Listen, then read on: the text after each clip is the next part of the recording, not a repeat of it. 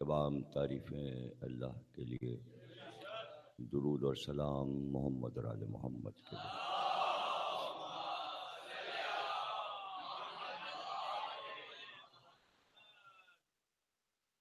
سلسلے کی چوتھی تقریر آپ حضرات سماعت فرما رہے ہیں، اور ذکر شہزادی کونین کے سلسلے کی چاند ہونے کے بعد پہلی مجلس، جس کا سلسلہ 2 دن اور رہے گا، شب شہادت کل اور بروز شہادت جمعے کے روز۔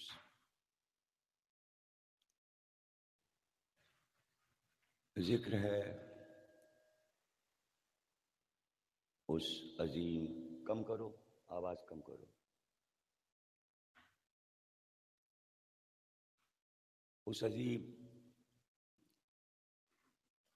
دنیا کی خاتون کا کہ جسے اللہ اور رسول دونوں نے سب سے عظیم قرار دیا، یعنی جس سے افضل کوئی دوسری عورت کائنات میں آئی ہی نہیں۔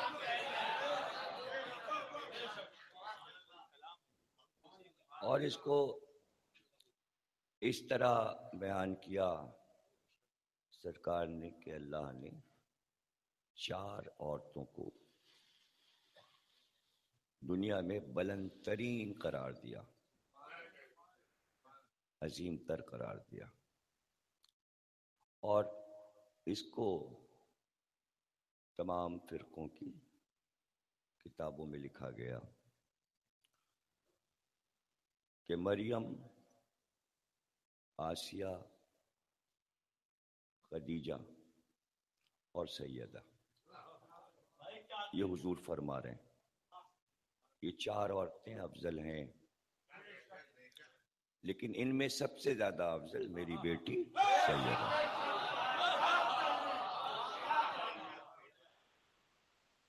اور راوی نے یہ بھی پوچھا تھا کہ مریم کو بھی اللہ نے افضل قرار دیا، تو آپ نے فرمایا تھا کہ مریم اپنے دور کی عورتوں میں افضل تھیں،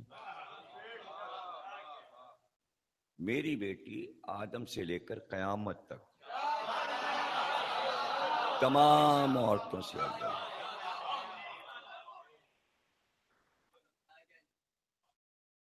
ظاہر ہے کہ افضلیت کی دلیلیں موجود ہیں،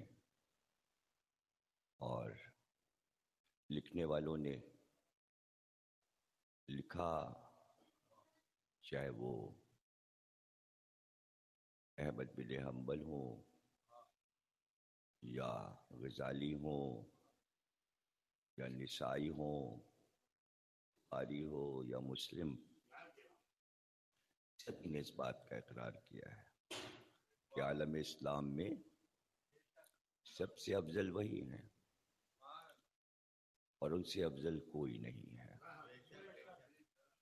اب اس کا ظاہر ہے کہ مسلمانوں کو افسوس رہ گیا،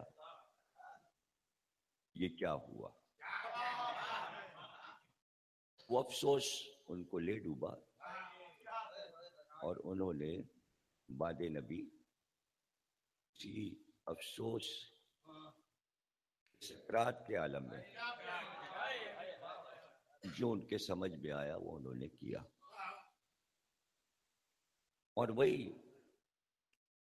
بات یہاں مولا علی کے لیے بھی سامنے آتی ہے کہ ہر جگہ پر نبی نے افضلیت دی تھی، تو بعد نبی ان کے لیے ضروری ہو گیا تھا کہ وہ اظہار کریں اس بات کا کہ علی کو ہی کیوں افضل قرار دیا۔ کیوں والا معاملہ جو ہے یہ وہیں سے شروع ہوا، آج تک چلا آ رہا ہے، یہ کیوں اور وہ کیوں اور یہ کیوں۔ اچھا وہاں تو چلیے یہ کیوں اور وہ کیوں، انہوں نے یہ کہہ کر اپنے کو افضل بنا لیا. لیکن آج جو لوگ کہتے ہیں یہ کیوں اور یہ کیوں، ان کے ہاتھ کیا لگے گا؟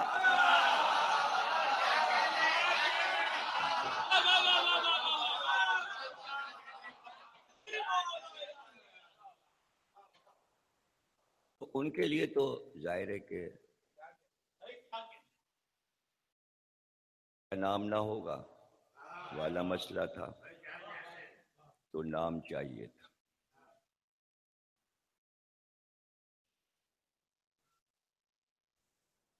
تمام حدیثیں سامنے تھیں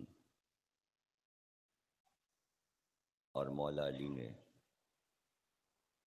ان سے دیکھیے اصل میں یہ ہوا کہ بخار آ گیا اور سینہ جکڑ گیا اور گلا بیٹھ گیا، تو میں ذرا ٹھہر کے تقریر کروں گا. ابھی دوا کھائی ہے میں نے،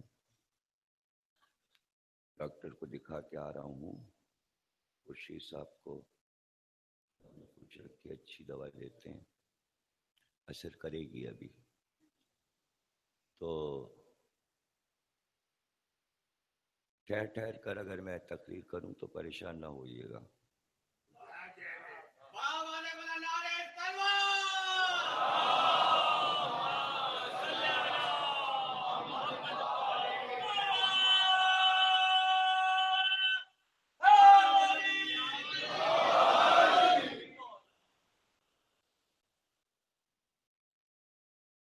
دیکھیے یہ افضلیت پیغمبر نے اس لیے نہیں عطا کر دی کہ رشتہ داری کی بنا پر، کہ علی میرا چچا زاد بھائی ہے اور داماد ہے، یا یہ میری بیٹی ہے. خاندانی مسئلے پر نہیں افضلیت ہوئی، بلکہ افضلیت اللہ کی بارگاہ میں ان کے کاموں کی مقبولیت سے ملی.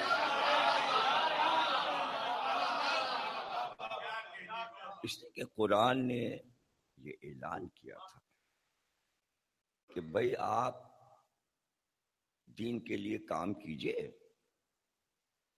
اور افضلیت لے لیجئے. تو پوری زندگی مکے سے مدینے تک کی، ظاہر ہے کہ 13 برس مکے کے اور 10 برس مدینے کے، 23 برس بہت کافی تھے. 23 برس بہت ہوتے ہیں کہ اس میں کوئی کار نمایاں کیا جائے. اب مجھے نہیں پتا پہلے 25 میں ریٹائر ہو جاتا تھا آدمی، یا اب ہوتا ہے، پہلے 55 میں ہوتا تھا، اب شاید 25 کر لیے ہیں، کچھ ایسے ہی ہے. تو 23 تو ریٹائرمنٹ پر پہنچ رہا تھا معاملہ، بوڑھے ہو رہے تھے لوگ، اور جو بوڑھے تھے وہ مزید بوڑھے ہو رہے تھے. تو اتنا وقت دیا گیا ان کو، کتنا وقت دیا نبی نے بھی اور اللہ نے. ارے بھائی کچھ تو کر لو، ارے کچھ تو کر لو. اب تاریخ بھری پڑی ہے. دیکھیے ایسے اپنی طرف سے کمزور پہلو اور کمزور کاموں کو کبھی کر کے دکھانا، یہ تاریخ کا کام ہے. کام تو ایسے ہونے چاہیے تھے کہ جو کہنے نہ پڑتا. تاریخ خود ہی مجبور ہو جاتی کہ لکھنا ہی پڑتا. تو یہ دیکھیے بڑی عجیب بات ہوئی کہ علی کے جو مخالف تھے اور شہزادی کے جو مخالف تھے، ان کا کوئی مخالف نہیں تھا.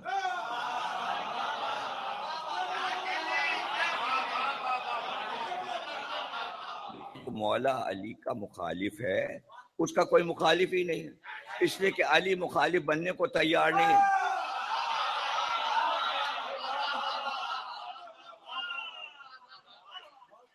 علی تو مخالف بننے کو تیار ہی نہیں، اس لیے کوئی ان کا مخالف نہیں ہے۔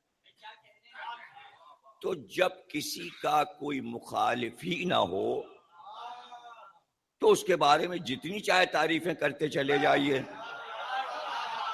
کوئی راستہ نہیں روکے گا۔ آپ غلط کہہ رہے ہیں، آپ غلط کہہ رہے ہیں، آپ نے یہ کیا کہا، ایسا نہیں ہے۔ ابھی مخالف ہے ہی نہیں کوئی، تو جب کوئی مخالف نہیں تھا تو کروڑوں فضائل بیان کر دیتے۔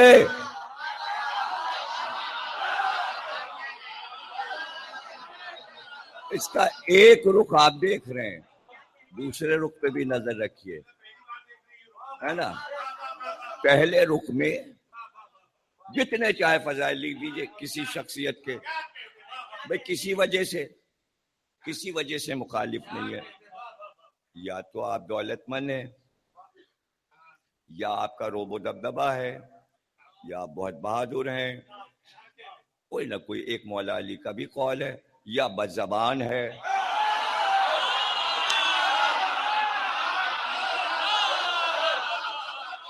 مولا علی کا قول، بد زبان سے سب ڈرتے ہیں،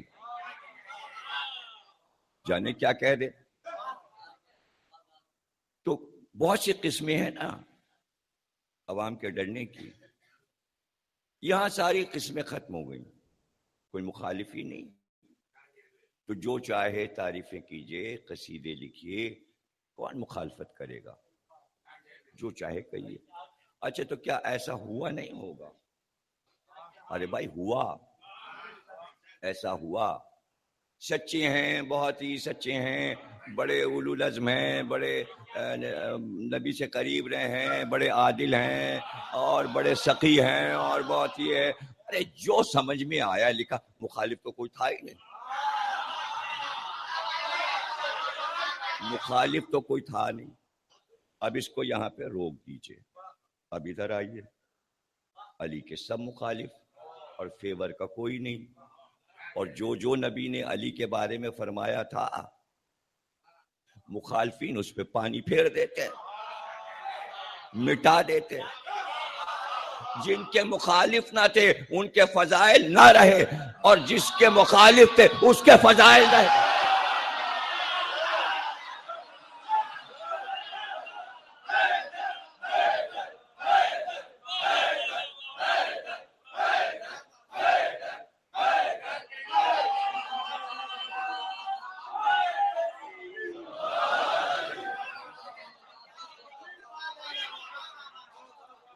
اب اس پہ ذرا غور کر لیجیے، دیکھیے بہت غور طلب فارمولہ دیا ہے میں نے، جتنا چاہے اس پہ سوچئے کہ جس کے اتنے چاہنے والے ہوں کہ وہ تبلیغ کریں اور دنیا میں اس کی خوبیاں پھیلا دیں۔ پارٹی ہے، ورکر، کام کرنے والے ہیں، پھیلا دیجئے پوری دنیا میں، اور کوئی آپ کو روکنے والا بھی نہیں ہے۔ کوئی ایک ایسا واقعہ بتا دو کہ کسی کے فضائل بیان ہو رہے ہوں اور علی آ گئے ہوں اور وہ روک رہے ہوں، خبردار یہ نہیں کہنا، اور وہ جو چاہے کو، اس لیے کہ علی کو فضائل کی کمی کیا ہے؟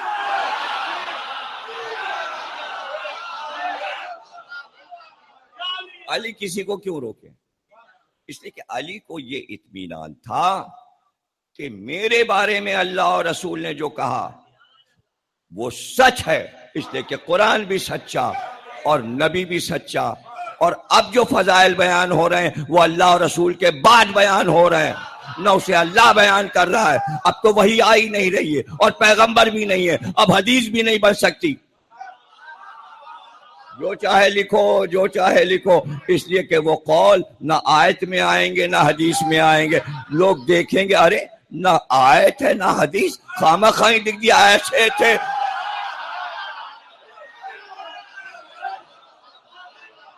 ایسے تھے اور ویسے تھے اور ایسے تھے،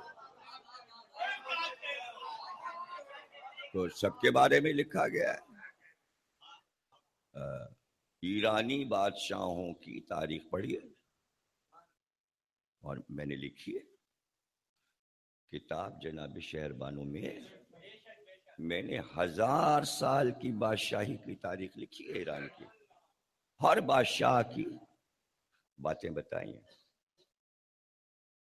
پڑھ لیجیے، اس میں تصویریں بھی دی ہیں، تمام بادشاہوں کی تصویریں بھی دی ہیں میں نے، ایران کے 1000 سال میں جتنے بادشاہ گزرے اور ان کی سوانح حیات اس کتاب میں دے دی میں، اس لیے کہ وہ جناب شہربانو کا شجرہ ہے، تو آپ پڑھ کے دیکھیے کیسی کیسی باتیں ان کے بارے میں لکھی گئیں، حالانکہ وہ نبی نہیں تھے لیکن ان میں وہ باتیں تھیں جو ولی میں ہوتی ہیں،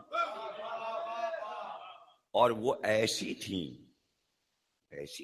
باتیں، بعض باتیں تو وہ ہیں جو نبی میں ہوتی ہیں، رسول میں ہوتی ہیں، اور وہ ایسی ہیں، اس میں ذرا بہت سے جو سننے والے ہوتے ہیں نا، جو تنقیدی مزاج بھی رکھ کے سنتے ہیں اور چپ بیٹھے رہتے ہیں، انہیں بولنا نہیں ہے، وہ یہ دیکھنے آتے یہ کر کیا رہا ہے کم وقت، کچھ لوگ تو سرشار ہو کے واہ واہ کرتے ہیں، تعریفیں کرتے ہیں، چونکہ محبت کرتے ہیں، کچھ بس یہ ہے کہ ہم جا رہے ہیں مجلس میں، دیکھیں گے کہ آج کیا پڑھتا ہے یہ، تو ان کے کان اس موقع پہ کھڑے ہو جاتے ہیں، اور میں رک رک کے یہ باتیں کہتا ہوں تاکہ یہ اور شک میں مبتلا ہو سننے والا،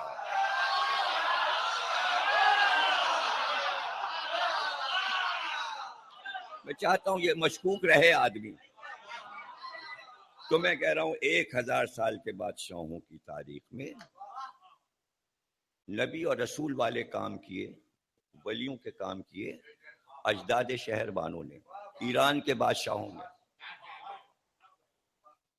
کیسے تعریف کریں، ہم نے تو سنا ہے کہ وہ آتش پرست تھے اور وہ تو مشرک تھے، تو وہ فلانا تھا، تو ہوگا، یہ بات تو ہو چکی، یہ بات تو کل پرسوں 2 دن ہو چکی ہے، اب اس میں کیا پریشانی ہے، اگر نہیں سمجھ میں آئی تو کیا پھر سے سمجھاؤں گا میں، کہ اب کسی کی تعریف ہی نہ کرو، کافر ہے تو تعریف نہ کرو، مشرک ہے تو تعریف نہ کرو، یہ کہیں حدیث آئی ہے؟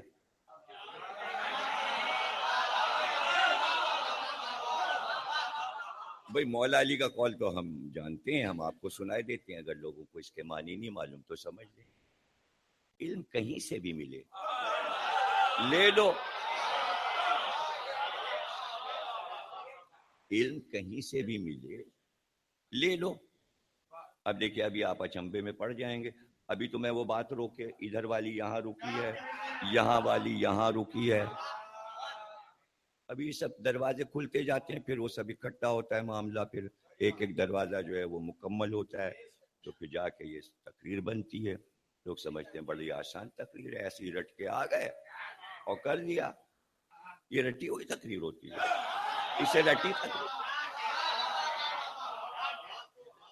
اب بعد میں سنیں گے تو تقریر تو مکمل لگے گی، ہاں اس وقت جب آپ کیسٹ میں سنیں گے تب کہیں گے رٹی ہوئی ہے، ابھی نہیں لگے گا رٹی ہوئی ہے، اس لیے کہ بیچ میں یہ سب کیا باتیں ہیں، یہ تقریر کا حصہ ہے، تو یہ بحث ابھی نہیں اٹھائیے گا، مشرک کی تعریف نہ ہو، مولا نے کیا کہا، علم جہاں سے ملے لے لو، اس کے معنی یہ قید ختم کر دی علی نے کہ جو تمہارا استاد ہو اس کا مسلمان ہونا ضروری ہے، ارے اگر ایسا ہوتا تو نہ امریکہ پڑھنے جا سکتے تھے نہ لندن پڑھنے،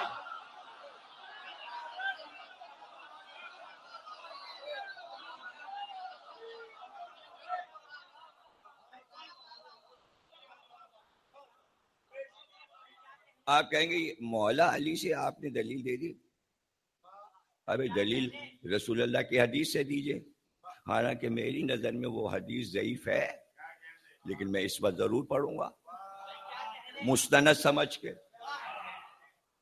کہ کیا رسول اللہ کے دور میں چائنا والے مسلمان تھے؟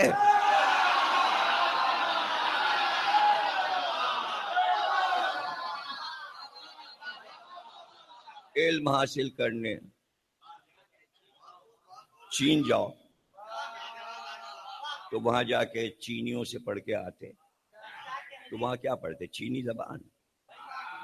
کتنی بار پاکستان میں 70 سال میں اعلان ہو چکا ہے کہ واجب کر دیا ہم نے چینی زبان پڑھانا، ہر دور میں اعلان ہوتا ہے، اور پھر ٹائی فش ہو جاتا ہے، نہ کوئی پڑھنا پسند کرتا ہے، نہ کوئی سبجیکٹ لیتا ہے۔ پھر ابھی زرداری نے اعلان کیا چائنا پڑھنا ہے، چائنا زبان پڑھنا ہے، پڑھنے کو کوئی تیار نہیں۔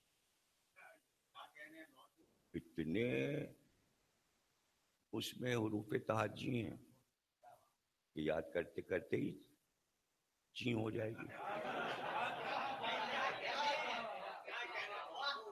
خوتن اور چین دو ملک مشہور ہیں، میر انیس نے اس کو نظم کیا، خوتن اور چین۔ فارسی والے چین بولتے ہیں، ہم چین بولتے ہیں،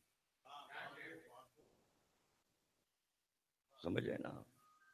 تو یہاں استاد کے لیے ضروری نہیں کہ اس کو کلمہ پڑھواؤ، نہلاؤ، پاک کرو، مسلمان، اور پھر امریکہ جا کے استاد سے کہیے آپ دیکھیے مسلمان ہو جائیے، کلمہ پڑھ لیجیے، پھر ہم پڑھیں گے آپ سے۔ ڈاکٹری پڑھنی ہے، انجینئرنگ پڑھنی ہے، آکسفورڈ میں گئے، کیمبرج میں گئے، عیسائیوں سے پڑھ کے آ گئے، کوئی یہ کہہ کے نہ آیا ہم آپ سے علم کیوں لیں، آپ تو مشرک ہیں۔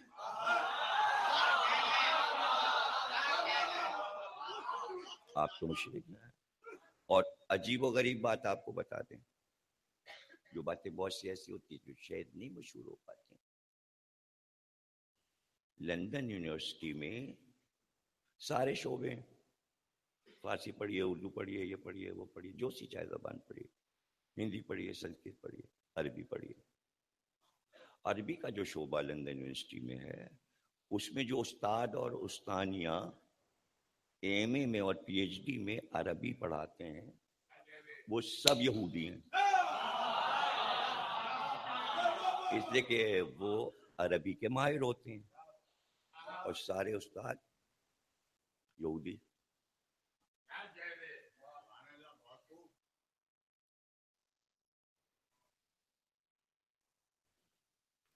تو کوئی نہ جائے پڑھنے، کہ نہیں بھائی ہم مشرکوں سے تو نہیں پڑھیں گے،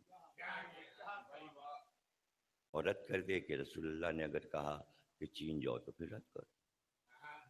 ایسا رسول اللہ کیسے کہہ سکتے ہیں کہ چین جاؤ؟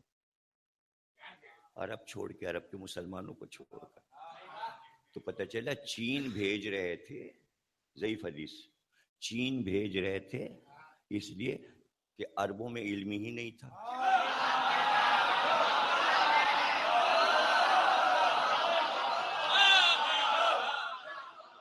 اچھا اس میں آپ دلیل مانگیں گے، یہ کیا کہہ دیا آپ نے؟ ارے بھائی تاریخ میں لکھا جاتا ہے ایام جاہلیت، ایام جہالت، جاہلیت اور جہالت دونوں چیزیں ہیں، دونوں الگ الگ ہیں، جاہلیت اور جہالت۔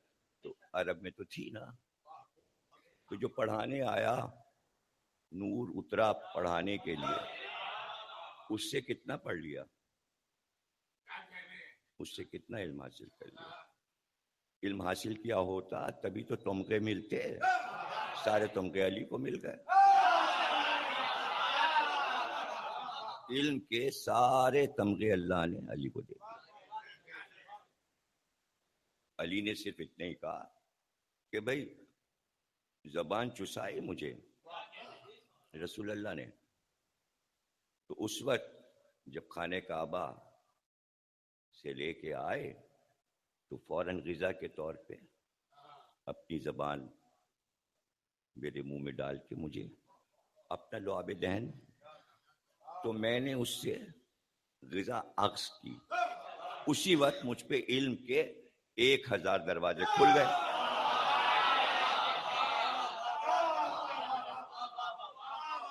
ایک 1000 دروازے کھل گئے، اور میں نے ہر دروازے سے 1000 دروازے بنائے، 1000 دروازے بنائے۔ تو علم کی یہ منزل کہ جہاں شیرخوار گود کا بچہ علم کے 1000 دروازے کھول رہا ہے. دنیا کو سمجھانے کے لیے علی نے کچھ بتایا. کیوں بتایا؟ کہ وہ اتنے عالم تھے کہ ان سے علم لیا جاتا، بجائے علم لینے کے 23 برس سناٹا. کتنا علم لیا رسول اللہ سے؟ ارے بھائی اگر اصل علم لے لیتے، نہ رسول سے علم لیا نہ علی سے علم لیا، اگر اصل علم لے لیتے تو چاند پر امریکہ اور روس والے کیوں جاتے؟ مسلمان جاتے. سیدھی سی بات ہے کہ علم کا ایک تسلسل ہوتا اور وہ سارا لے لیتے، اور علی کہتے رہے لینے والا کوئی نہیں، دینے والا کوئی نہیں. تو اس میں بحث میں نہ پڑیے کہ کلمہ، ہر چیز میں کلمہ نہ تلاش کیجیے. میں نے ایرانی بادشاہوں کی تعریف لکھ دی. اب کوئی کیسا وہ کافر تھے اور مشرک تھے، آتش پرست تھے، آپ نے تعریف لکھ دی. نہیں، چونکہ ان میں وہ خوبیاں موجود تھیں کہ جو انبیاء میں بھی تھیں، رسولوں میں بھی تھیں، اولیاء میں بھی تھیں، اس لیے میں نے لکھا. تو آپ کہیں گے کہ اس کی کوئی دلیل؟ تو دلیل یہ ہے کہ وہ صفت جو انبیاء اور رسولوں والی ہے، اولیاء والی، وہ اگر ایران کے کسی بادشاہ کی مشہور ہو جائے اور اس کو محاورے میں مثال میں پیش کیا جائے، نوشیروان عادل،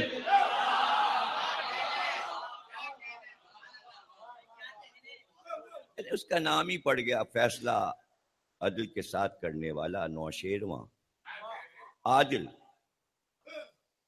اتنا اچھا عدل کیا اس نے. اب چاہے وہ آپ کہیے کہ مشرک تھا، کہ آتش پرست تھا، تو کیا تھا؟ ایک صفت اس کی نبوت والی، امامت والی، ولی والی نہیں، اللہ والی. اللہ عادل ہے.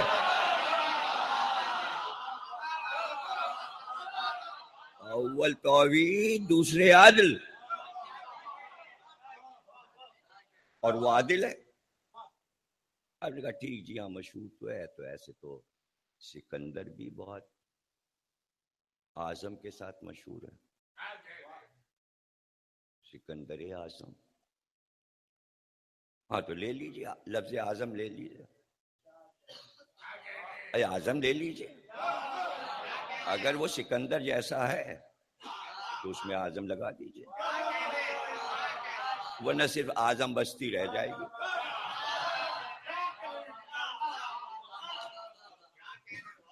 تو آپ کہیں گے نہیں یہ بغیر دلیل کے تو نہیں ہے. یہ آپ کے لیے تو خیر یوں بھی مشہور ہے کہ آپ ایسے ہی آئیں بائیں شائیں پڑھتے ہیں، اور آپ کے لیے یہ بھی مشہور ہے کہ آپ ضعیف پڑھتے ہیں، اور آپ کے لیے یہ بھی مشہور ہے کہ آپ دلیل نہیں دیتے.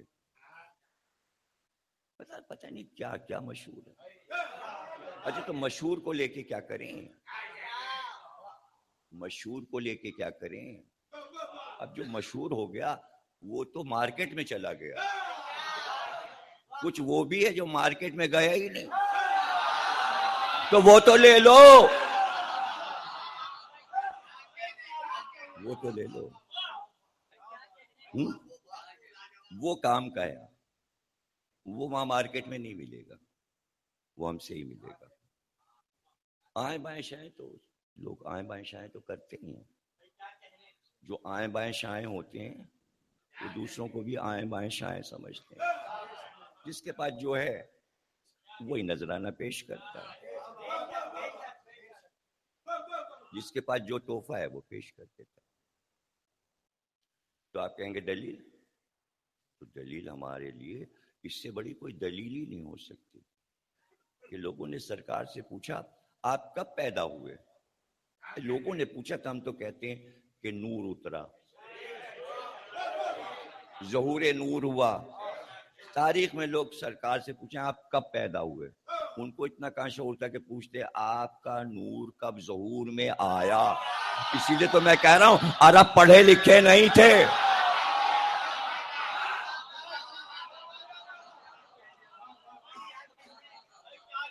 انہوں نے پوچھا آپ کب پیدا ہوئے، کہا مجھے فخر ہے اس بات پر کہ میں نوشہروان عادل کے زمانے میں پیدا ہوا. اب زبان پہ شہربانوں کے دادا کا نام آ گیا، پوتی کو بہو بن کے آنا ہے.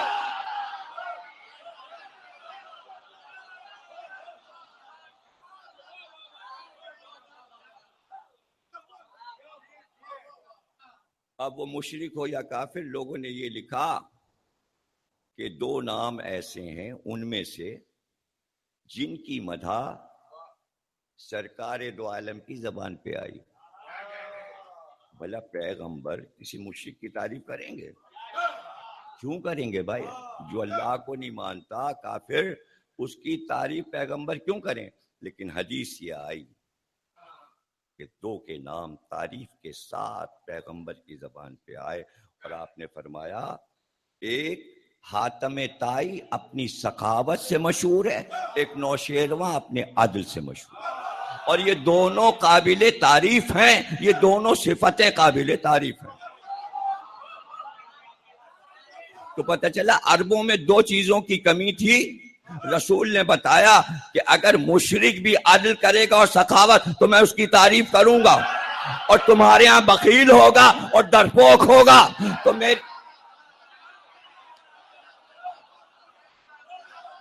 میری نظر میں اس کی کوئی حیثیت نہیں. اس لیے اللہ اور رسول دونوں نے اعلان کیا کہ دیکھو دو کام تو تم لوگ کر لو، ایک تو آپس میں عدل قائم کرو، آپس میں عدل قائم کرو، اور دوسرے سخاوت کرو، کنجوسی نہ کرو، اپنے بھائی سے اپنا مال نہ چھپاؤ. قرآن نے بھی یہ کہا اور رسول نے بھی کہا. کس سے؟ عربوں سے. پھر بعد میں کلمہ پڑھنے والے مسلمانوں سے کہا. یعنی ابھی تک دہرائی جا رہی ہے بات. جب کافر تھے تب تو کہا جا رہا تھا کہ عدل کرو، سخاوت کرو. جب مسلمان ہو گئے پھر کہا جا رہا ہے. اس کا کیا مطلب ہے؟ اب کہنے کی کیا ضرورت ہے؟ سب عادل ہو گئے، سب سخی ہو گئے، اب کیوں کہا جا رہا ہے؟ نہیں، معاملہ کچھ اور ہے، معاملہ کچھ اور. پورا قرآن پڑھ جائیے اور سبجیکٹ وائز پڑھیے، جیسے میں بتاتا ہوں آپ کو. مطلب صرف یہ دیکھتے چلے جائیے کہ اللہ نے کتنی بار مسلمانوں سے کہا دیکھو تمہارے غریب لوگ جو ہیں مہاجر، یہ تمہارے ساتھ جو صحابہ غریب ہیں ان کی مدد کرو، اتنا دو گے تو ہمارے ہاں یہ پہنچے گا، اس کے بدلے میں ہم تمہیں یہ صلہ دیں گے. کتنی آیتیں بھری پڑی ہے قرآن میں جو مدینے کے مسلمانوں سے کہا جا رہا ہے اپنا مال خرچ کرو، ان کو دو، یہ بھوکے ہیں وہ بھوکے ہیں ان کو دے دو، ان کو دے دو. اللہ کا کہنا اور اس کی شدت یہ بتا رہی ہے کہ کسی طرح عمل نہیں ہو رہا تھا. تو عدل سکھایا جا رہا تھا. ایک ہی چیز میں مال دینے میں عدل بھی آ رہا ہے اور سخاوت بھی آ رہی ہے. عدل عدل، یہاں تک کہ اللہ نے یہ آیت اتاری، دیکھو کسی قوم کی دشمنی، کیا کہا مسلمانوں سے؟ آئے مسلمانوں کسی قوم سے تمہیں دشمنی ہو جائے تو ایسا نہ ہو کہ وہ قوم کی دشمنی تمہیں راہ عدل سے ہٹا دے.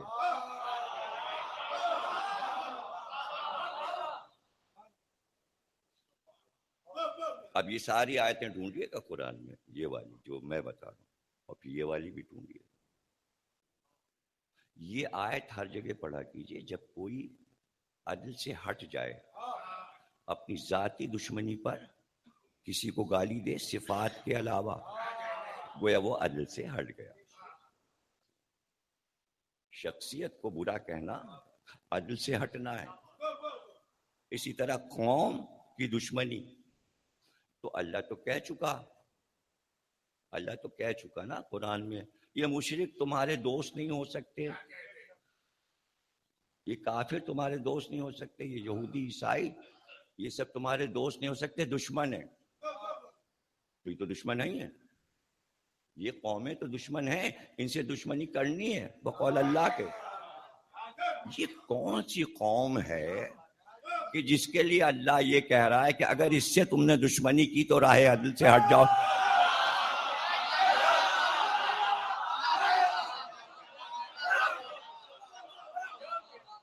ہے کوئی قوم؟ وہی قوم جس کے لیے اللہ کہتا ہے میں ایک قوم لاؤں گا،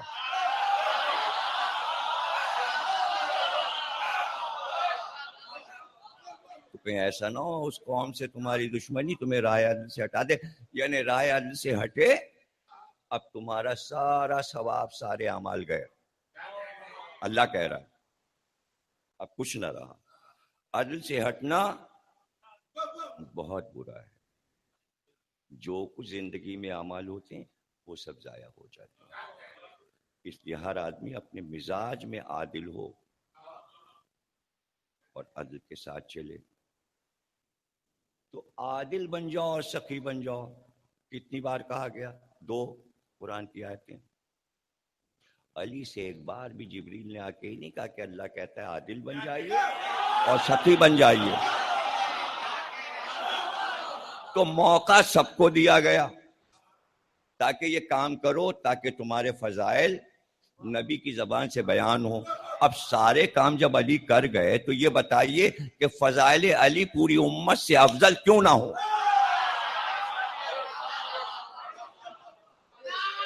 یہاں سے بات شروع ہوئی،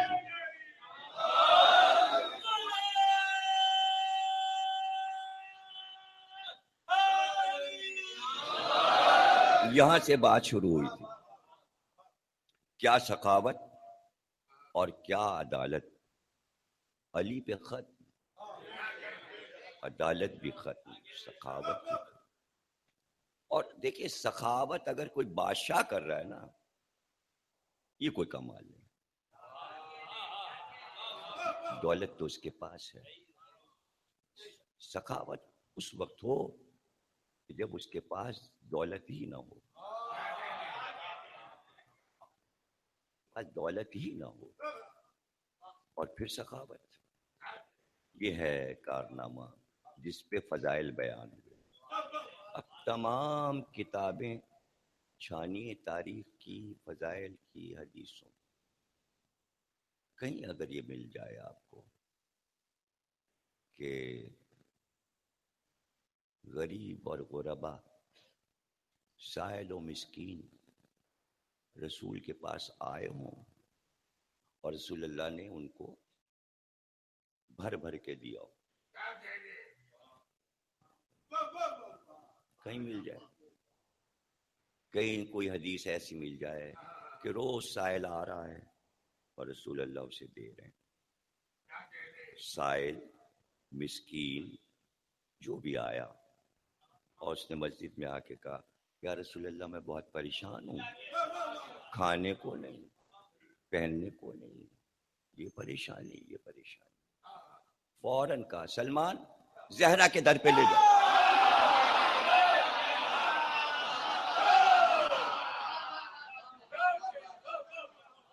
دیکھیے موقع سب کو دیے گئے، موقع سب کو دیے گئے۔ یہ بھی وہ آیات سنا کے کہا جا رہا ہے عمل کرو تو پھر تمہیں تمغے دیں گے، یہاں پہ سجا دیں گے۔ حدیث بیان کر کے کہا جا رہا ہے یہ کام کر لو۔ اچھا جب کر نہیں رہے ہو تو فضیلت کیسی؟ تو اب پھر بتا رہے ہیں کہ دیکھو ایک در ہے جس پہ میں بار بار بھجوا رہا ہوں بھوکے کو، مسکین کو، اس گھر میں دولت نہیں ہے، لیکن تم ابھی دیکھنا کہ کیسے اس کے ساتھ سخاوت ہوگی، کیسے سخاوت ہوگی۔ کیا رسول کو معلوم نہیں کہ اس گھر میں کیا کیا ہے اس وقت؟ لیکن بھجوانا، یہ بتانا کہ اب شکوہ نہ کرنا اگر میں زہرا کی فضیلتیں بیان کروں اور علی کی فضیلتیں بیان کروں۔ اب شکوہ نہیں کرنا. کھڑے ہو جاتے لوگ, کہتے وہاں کیوں بھجوا رہے ہیں, وہ تو غریب لوگ ہیں, میں اپنے ساتھ لے جا رہا ہوں, اپنے یہاں کھانا کھلا دوں گا, میں اپنے گھر پہ کھلا دوں گا. تو پتہ چلا لوگوں کے پاس تھا ہی نہیں. اگر ایک وقت کا ہوتا تھا تو دوسرے وقت کے بارے میں سوچتے تھے, ہجرت کے بعد یہ عالم تھا. لیکن نہ ہونا اور ہونا اور ہے, دل کا ہونا اور ہے. دیکھیے اگر نہیں تھا کھلانے کو, لیکن صرف رسول سے یہ کہہ دیتے یا رسول اللہ ہم اس کو اپنے گھر لے جا رہے ہیں, اس کی ضروریات پوری کر دیں گے, کہتے تو اللہ اور رسول وہ وسیلہ پیدا کر دیتے کہ گھر پہنچنے سے پہلے کوئی نہ کوئی ایسا کارنامہ قدرت کا ہوتا, معجزہ اور نبی کا معجزہ, کہ وہ اس کی ضرورت پوری کر. دل نہیں تھا, دل نہیں تھا. بہت سے لوگ مجھ سے کہتے ارے پیسے ہی نہیں ہیں تو کیا زیارت پہ جائیں. میں نے کہا نیت کیجئے, اللہ وسیلہ پیدا کر دے گا.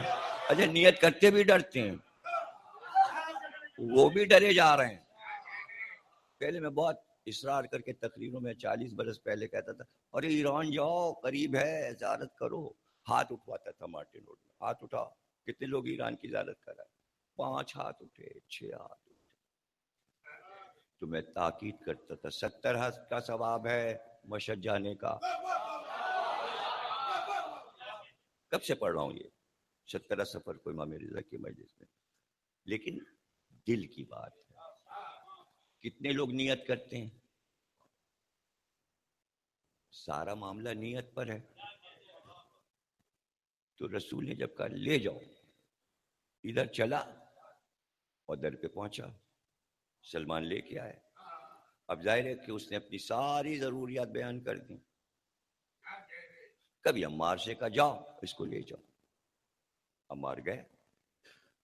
آواز دی فضا, شہزادی سے کہہ دے رسول اللہ نے بھجوایا ہے, نہ اس کے پاس بچوں کے کپڑے ہیں, نہ کھانے کو ہے, نہ سواری کو ہے کچھ. فضا نے کہہ دیا. بی بی نے گلو بند اتارا, گلو بند اتارا اور کہا کہ اس کو لے جا اور دے دے ساحل کو. ساحل کو گلو بند دے دیا گیا. وہ واپس آیا, رسول اللہ نے کہا کیا ملا تجھے, زہرا کے درس سے. اس نے دکھا کے کہا یہ گلو بند ملا ہے, زیور. رسول اللہ نے اس کے ہاتھ سے اس کو لے کے دیکھا, ہاتھ میں آنسو, یعنی اب یہ میری بیٹی کے گلے میں نہیں ہے. کہا تجھ کو مبارک ہو, اب تو کیا چاہتا ہے. اس نے کہا کوئی مجھ سے یہ خرید لے. تو عمار جو لے کے گئے تھے ساحل کو اور اس وقت نہیں بولے تھے, اس لیے کہ ان کو معلوم تھا کہ ہم کو علی اور زہرا پہ سبقت نہیں.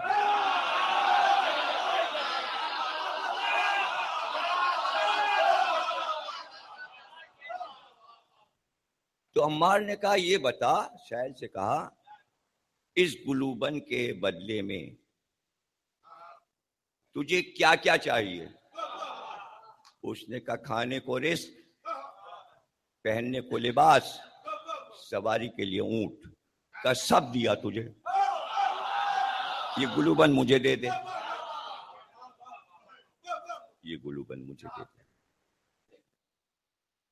آپ عمار نے اپنا لاقہ اسے دے دیا, لباس کے لیے کپڑے مدینے کے بازار سے دلوا دیے, کھانے کو بہت سا سامان دے دیا, ساتھ کر دیا, اونٹ پہ لادا, چلا گیا. اس کی ضرورت پوری ہو گئی. اب عمار گھر آئے اور گھر آ کر اس گلوبن کو عطر میں بسایا اور ایک صاف اچھے پاکیزہ کپڑے میں لپیٹا. اور ان کا ایک غلام تھا سہم, سہ میں غلام تھا. اس سے کہا کہ یہ گلوبند لے جا کے فضہ کو دے دے اور کہہ دے آپ کا گلوبند عمار نے شہزادی واپس کیا. سیم گلوبند لے کے گیا. فضہ کو آواز دی کہ یہ گلوبند لے جا شہزادی کو دے دے, عمار نے اس کی ضرورتیں پوری کر دیں اور یہ گلوبند آپ کو واپس مل گیا. دے کے وہ غلام عمار کے پاس واپس آیا. جیسے ہی آیا تو عمار نے کہا دے آیا گلوبند؟ کہاں دے آیا؟ کہا جا میں نے تجھ کو آزاد کیا.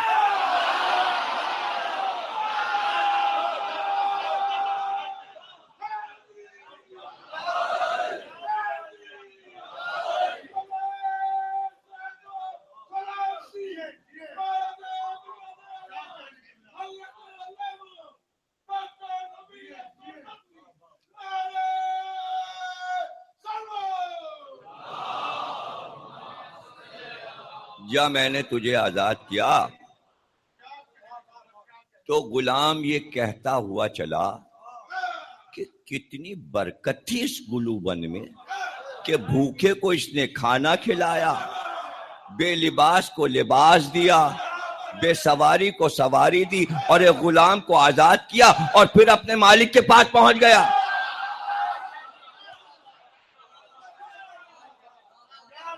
میں نے کیا جملہ کہا تھا کہ دل چاہیے اسباب اللہ پیدا کر. ایک گلوبند نے, کیا کوئی سوچ سکتا ہے ایسا ہو سکتا ہے؟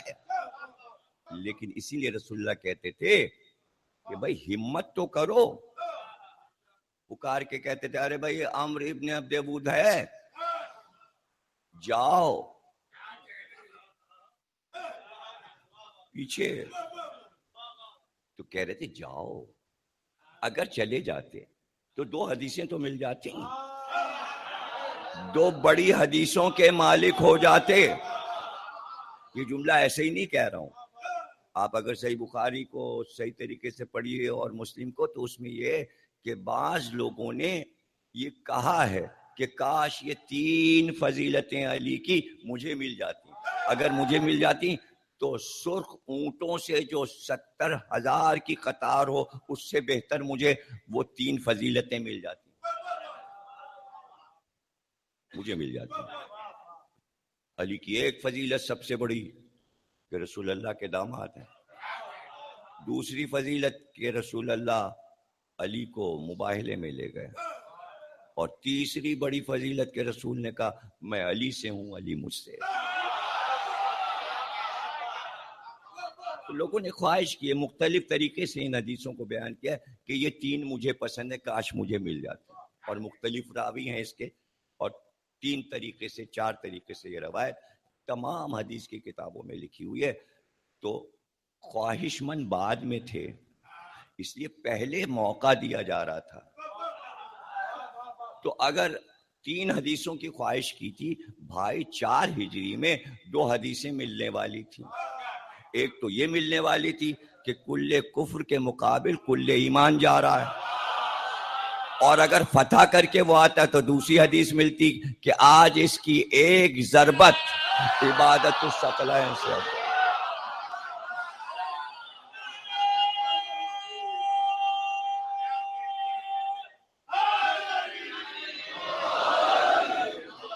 تو رسول نے کہا جاؤ جاؤ. تو سب نے کہا نہیں, اس کے مقابل کون جائے.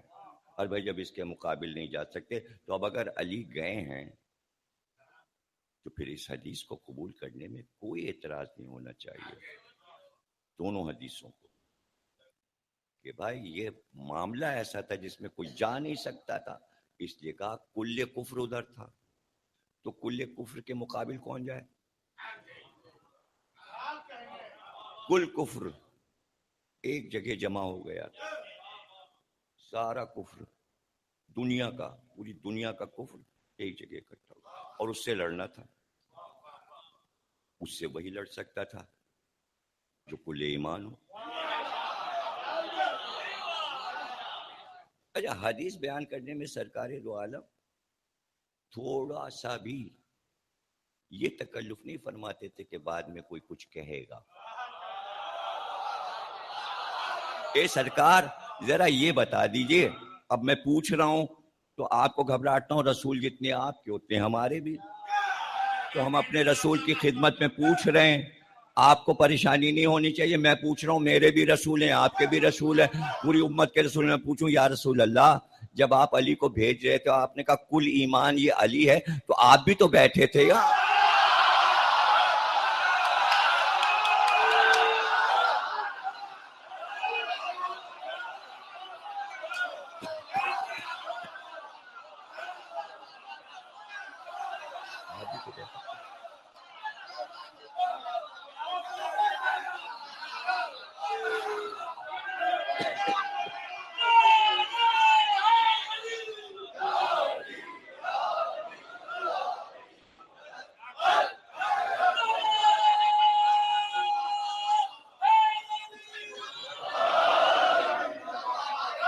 اب کچھ ضعیف دماغوں کو شک ہو جائے گا، اس لیے شک جلدی سے دور کر دوں. اسی لیے تو کہا تھا علی مجھ سے ہے، میں علی سے ہوں. جو اس کی فضیلت وہ میری فضیلت، جو میری اگر یہ کل ایمان تو میں بھی کل.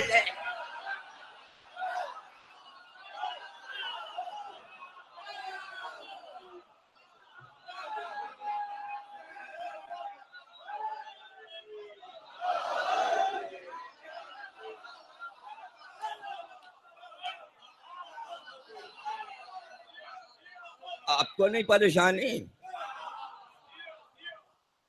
کل ایمان یعنی کل ایمان، یہ دیکھیے ایسے کر کے کر، کل ایمان، کل ایمان کیا مطلب؟ کل ایمان ایک جگہ. اب تشریح کر رہا ہوں، اب ہو پریشانی کسی کو تو ہو. یہ کل، اچھا چلیے ایمان نہیں سمجھ میں آ رہا، کل نور، کل نور، یہ تھا کل نور. خود ہی رسول اللہ نے کہا کہ اللہ نے ایک بار نور کو دو حصے کیے. نہیں سمجھے؟ نور ایک تھا، جب نور دو حصے ہو سکتا ہے تو اگر کل ایمان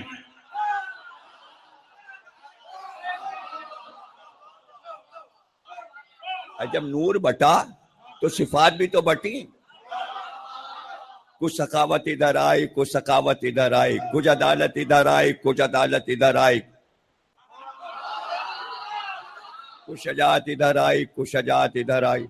اچھا نور دو حصے بٹ سکتا ہے تو نور کے اوصاف بھی تو، یہ دیکھیے یہ ہوا نا، ہوا نا، ایسا ہوا نا. پروردگار یہ سب کچھ آدھا آدھا کیے دے رہا ہے، کیا دوبارہ کل ہوگا یہ؟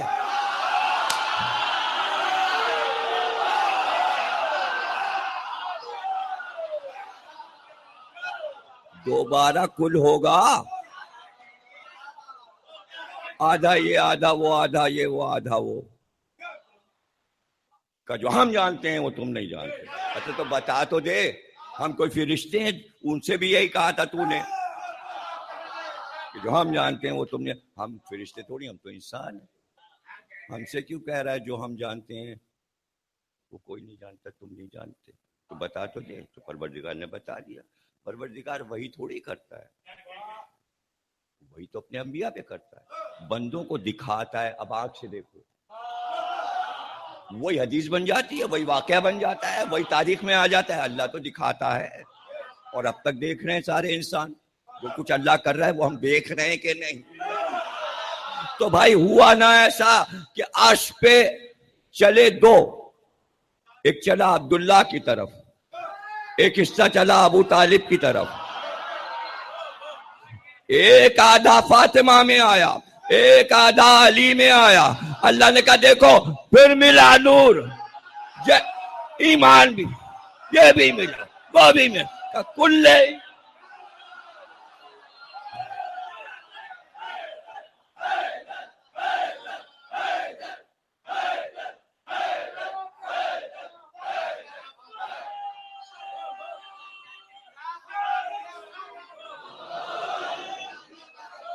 اب حدیث میں جا کے دیکھ لیجئے گا، جبریل جب آئے یہ کہنے کے لیے کہ علی کی فاطمہ سے شادی کر دیجئے تو یہ نہیں کہا، بلکہ جبریل نے آتے ہی یہ کہا کہ انوار کے دونوں ٹکڑوں کو ملا دیجئے۔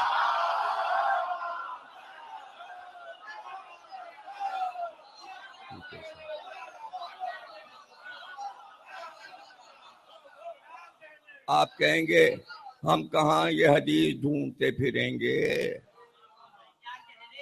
آپ تو ایسی باتیں کرتے جیسے سب آسان ہے۔ تو قرآن پہ تو آنکھ بند کر کے ایمان لاتا ہے مسلمان، تو قرآن نے پہلے ہی کہہ دیا حدیث بعد میں آئے گی، جبریل بعد میں نازل ہوں گے، ستارہ بعد میں علی کے گھر میں اترے گا۔ سورہ رحمان نے پہلے کہہ دیا مرج البحرین یلتقیان، ہم نے ملا دیا دو سمندروں کو، آپس میں ملا دیا۔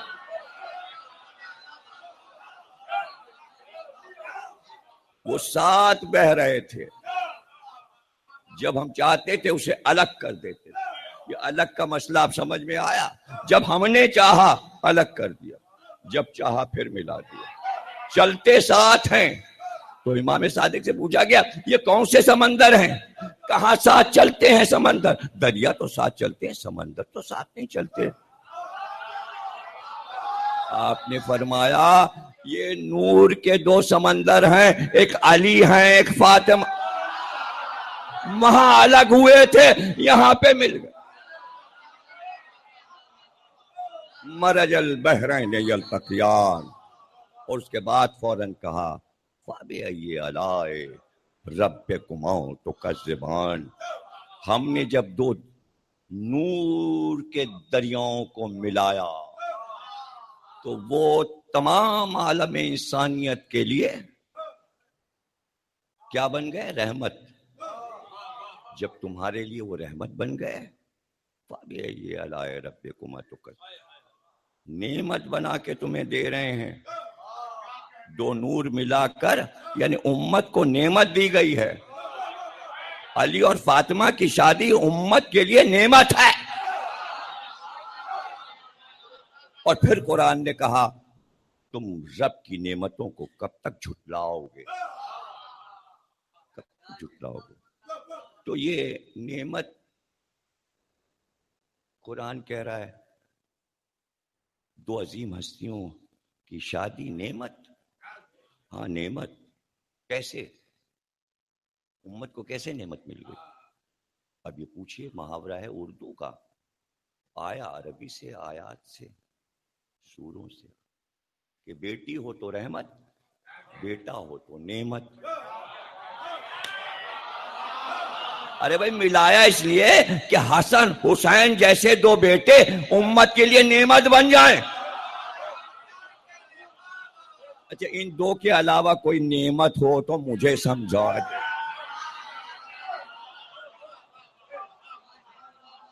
کوئی اور ہو؟ انعمت علیہم، یہی گھرانہ نعمت، علی نعمت، علی کی امامت نعمت۔ یہ سب جملے نہ سمجھیے گا، یہ حدیثیں ہیں جن کو میں شارٹ میں سنائے دے رہا ہوں۔ علی نعمت امت کے لیے، علی کی امامت نعمت حدیث، علی کی ولایت نعمت حدیث بھی آیت بھی، امت کے لیے حسن اور حسین نعمت یہ بھی حدیث۔ اور یہ نعمت وہ ہے جسے اللہ دے تو برکت ہو، برکت ہو۔ تو دو بیٹے دو نور کے دریاؤں کو ملا کر نعمت بنا کر دیے تو اب برکت چلی۔ اب سید سجاد نعمت، اب محمد باقر نعمت، اب جعفر صادق نعمت، اور اب موسی کاظم نعمت، اور امام علی رضا نعمت، محمد تقی نعمت، علی نقی نعمت، حسن عسکری نعمت، نعمت موجود۔ مہدی کی صورت میں نعمت موجود۔ اب نعمت گھٹتی نہیں، ہر امام نعمت، تو جعفر صادق کا علم نعمت، اور بیٹی رحمت. بیٹی رحمت تو بیٹی جو ہے وہ منسوب ہو گئی رسول اللہ سے. رحمت للعالمین، عالمین کے لیے جو رحمت ہے اسے ایک رحمت دی گئی زہرا کی شکل میں. اب اس گھرانے میں جب تک بیٹیاں آئیں گی سب نبی کی رحمت سے وہ زینب ہوں یا ام کلثوم.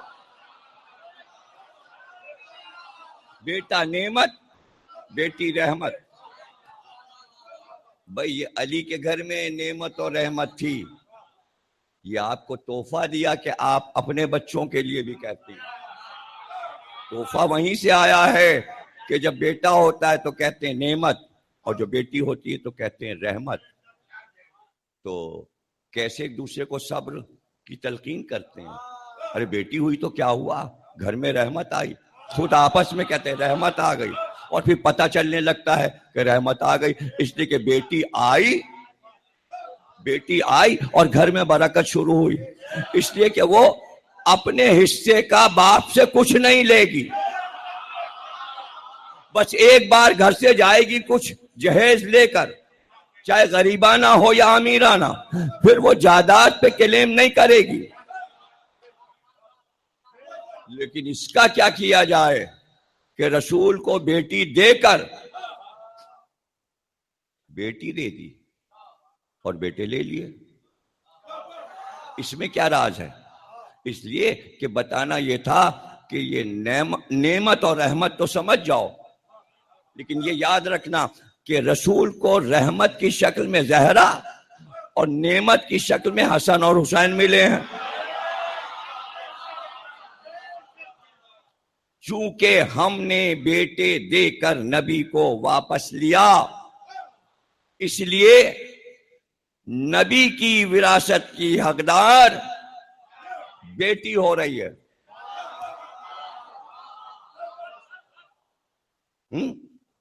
یعنی جب ہم نے ایسا کیا کہ انبیاء کو بیٹے دیتے ہیں ہم، لیکن اپنے محبوب کو ہم نے بیٹے دے کے واپس لے لیا اور بیٹی دے دی، تو کوئی یہ نہ کہے کہ آخری نبی کو بیٹا کیوں نہ دیا، کیا یہ اللہ کا انصاف ہے، کیا یہ اللہ کا عدل ہے؟ نہیں، اسی بیٹی کو وارث بنا رہے ہیں.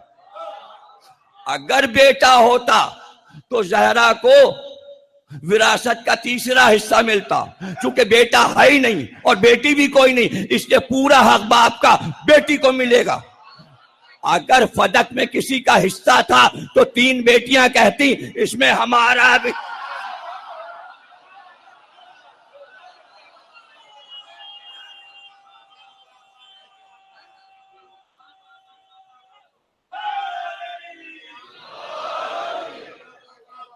کم از کم فیصلہ کرنے والا تو کہہ سکتا تھا کہ آپ یہ کیا دعویٰ کر رہی ہیں، آپ کی 3 بہنیں اور ہیں، بلکہ پہلے سے 3 بہنوں کو بلا کے دربار میں دعوت دے کے کہتا آپ لوگ آئیے گا، زہرا نے دعویٰ کیا ہے تو ہم 4 حصوں میں بانٹ کے دیں گے. اس وقت تو دینا پڑتا اگر 4 حصوں میں بٹتا. انہیں پتا تھا تنہا وارث ہیں، کہیں سے آواز نہیں آئے گی، اسی لیے تو ہڑپ کرنے کی سوچ لی.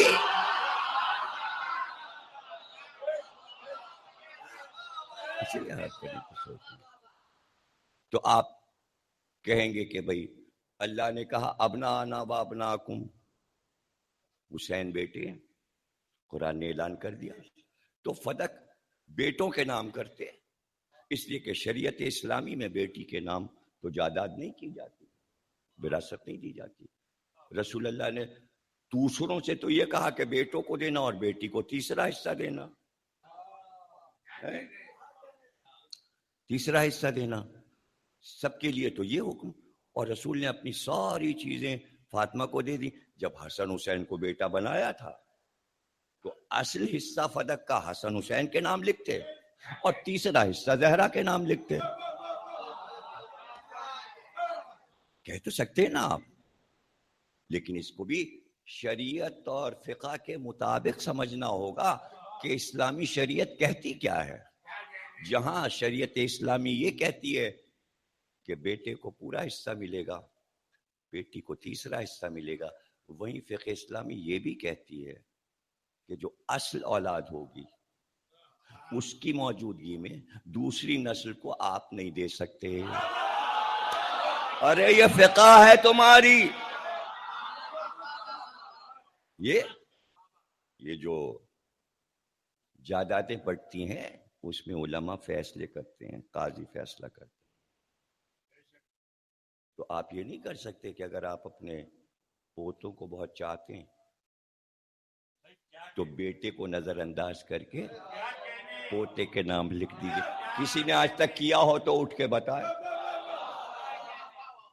بیٹے ہی کے نام لکھا جائے گا، اب وہ اس کو بیٹے کو دے گا. دادا پوتے کے نام نہیں لکھ سکتا، نہیں لکھ سکتا نا. یہ بات جناب فاطمہ کو معلوم ہے. ان سے زیادہ شرع اور فقہ کون جانتا ہے؟ کون جانتا ہے؟ جناب سیدہ نے جو فقہ کی گفتگو خطبہ فدق میں کی اسے پڑھ کے دیکھیے. ایک پوری اسی کے اندر تقریر کا ایک پورا حصہ ہے جو آپ نے فقہ اور شریعت پر ایک مدلل بیان دیا ہے، مکمل بیان دیا ہے. تو بی بی سے زیادہ کون جانتا ہے کہ کہیں یہ شک نہ پیدا ہو جائے کہ ابنانا و ابناکم، حسن حسین کے لیے آیت آ گئی اور رسول کے بیٹے اللہ نے بنا دیا، اس لیے تم یہ کہیں سے پوائنٹ نکالو کہ فدق حسن حسین کو ملنا چاہے تو گھری میں تم فساد کروا دو، گویا فقہی فساد کرا دو. تمہارے لیے کیا مشکل ہے؟ تم کرا سکتے ہو اور آگے کراؤ گے. تو اب روایت سنیے، روایت سنیے. راوی کہتا ہے ہم نے دیکھا کہ بی بی چادر اور برقعے کے ساتھ دونوں بچوں کی انگلیاں پکڑے ہوئے مسجد میں داخل ہوئی اور رسول اللہ مسند نشین تھے. اور بی بی آئیں، مجمع بھرا ہوا تھا اور بی بی آئیں اور رسول اللہ کو سلام کیا اور اس کے بعد کہا بابا میں دونوں بچوں کو لے آئی، اپنی میراث انہیں دیجئے. دیکھیے ابنانا و ابناکم، ان کو بچوں کو، دونوں بچوں کو اپنی میراث دیجئے تاکہ سب سنیں کہ میراث بچوں کو ملنے جا رہی ہے. ایک بار رسول خدا نے حسن کو دیکھا اور پھر حسین کو دیکھا، کہا میں نے اپنی میراث میں حسن کو ہیبت دی، حسین کو شجاعت دی.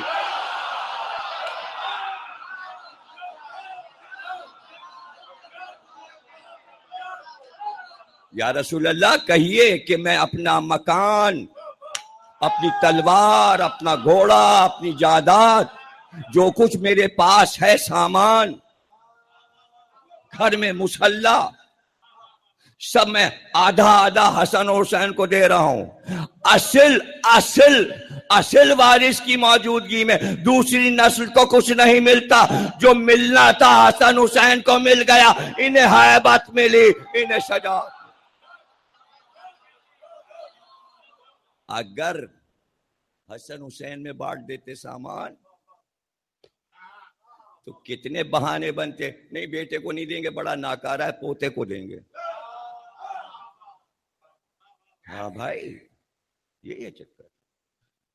اکبر کا بیٹا جہانگیر شرابی تھا، اکبر نہیں چاہتا تھا کہ تخت اس کو دے، اور شاہجہاں پوتا تھا تو اکبر چاہتا تھا پوتے کو سلطنت دے دے. فقیہوں نے شرابی بادشاہ بنا دیا. اور کیا پہلی بار شرابی کو بنایا ہے بادشاہ؟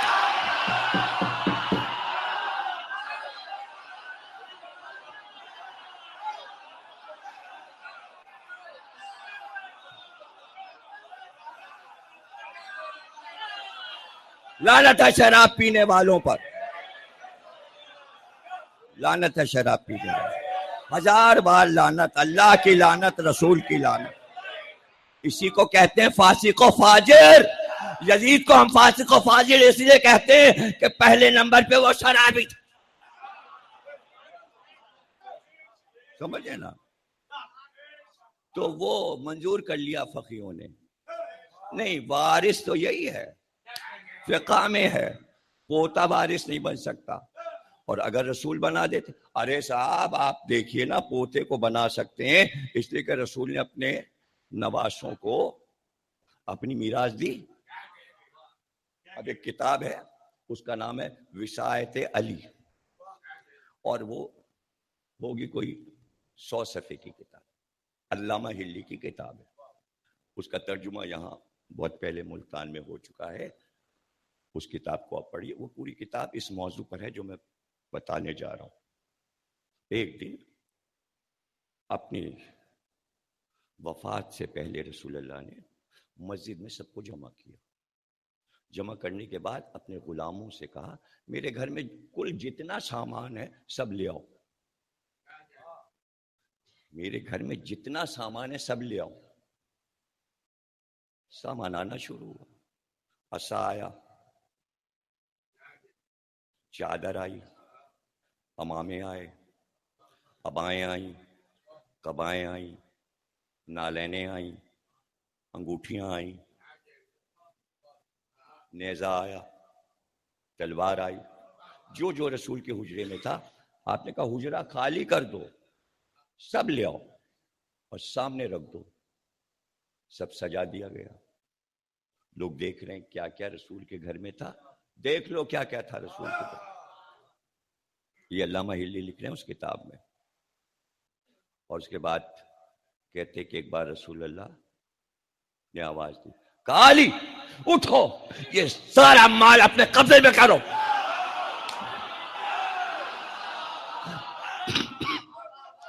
میری زندگی میں یہ سب مال لے جاؤ جو کچھ میرے پاس ہے. تمہیں میں نے اپنا وصی قرار دیا، وارث نہیں، وارث زہرا ہے. سمجھ رہے ہیں؟ وارث زہرا ہے، فدق علی کے نام نہیں، فدق زہرا کے نام رہے گا. گھر کا کل سامان علی کو دے دیا. کس بات پہ دے دیا؟ اس لیے کہ وصی بنایا ہے. تو وصی کس بات پہ بنایا جاتا ہے؟ کس بات پہ بنایا وصی کو؟ اور وصی کا لفظی پہلی بار عرب والے سن رہے ہیں. اس سے پہلے یہ لفظ غیب میں تھا، اس لیے کہ سب کو نہیں معلوم تھا. بنی ہاشم کو معلوم تھا کہ ابو طالب جو ہیں وہ عیسیٰ کے وصی ہیں اور ان کے گھر میں وصایت چلی آ رہی ہے. لیکن اب تو ظاہر میں رسول وصایت سمجھانا چاہ رہے ہیں. تو رسول نے بتا دیا کہ میں نے علی کو وصی کیوں بنایا ہے. اور یہ سب سامان کل قیمتی اس لیے نہیں ہے کہ کوئی اس کی ویلیو بہت زیادہ ہے دنیا میں، لوہے کے نیزے اور تلوار کے. یہ قیمتی اس لیے کہ یہ میرے حجرے سے مال نکلا ہے اور میرے استعمال میں رہا ہے، اور یہ رسول اللہ کی چیزیں ہیں، اس لیے کائنات میں اس سے قیمتی کچھ ہو ہی نہیں سکتا. اور علی سے کہا سب اپنے قبضے میں کرو، اسی وقت اٹھا کے اپنے گھر میں لے جاؤ. اور اس کے بعد خود اٹھے اور اٹھ کر انگوٹھی اٹھا کر علی کو پہنائی.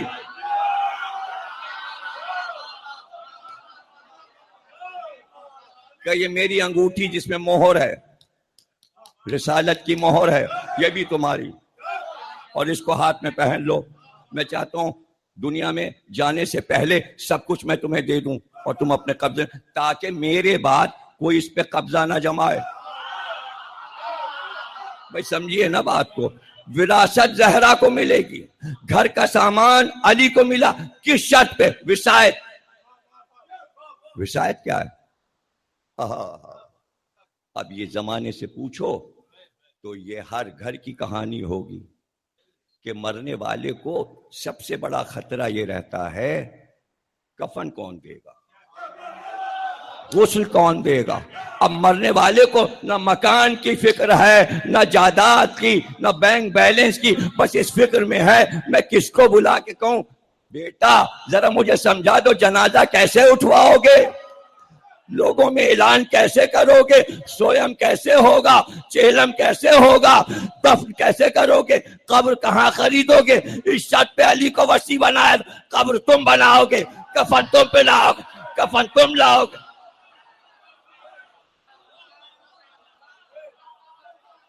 بس تقریر ختم ہو گئی. اب انشاءاللہ کل گفتگو کریں گے وصایت. اب بہت سے لوگوں نے ایک فیشن بنا لیا کہ ٹی وی کے اوپر بیٹھ کے یہ کہتے ہیں کہ فلانے صاحب وصی ہیں. ارے وصی کے معنی معلوم ہے؟ تشریح کر لی. کاہے وصی؟ وصیت جسے کی جائے وہ وصی ہے احمق. کہ سب کے دماغ الٹ گئے ہیں، عربی نہیں آتی. وصی اسے بنایا جاتا ہے جسے وصیت کی جائے. ہے کوئی ایسا جس کو یہ پتا تھا کہ رسول جانے والے ہیں؟ وہ لمحہ بتا دو.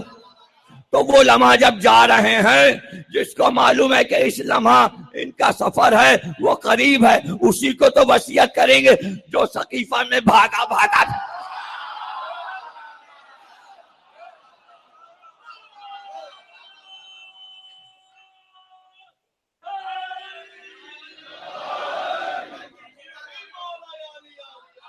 بہت سی چیزوں کی داد دیتے ہیں آپ. یار آج آپ داد دیجئے، کھانسی روک کے کوئی 1 گھنٹے کا تقریر کر سکتا ہے؟ آئے جا رہی میں روکے جا رہا ہوں. بھلا کھانسی روکنا کوئی آسان ہے؟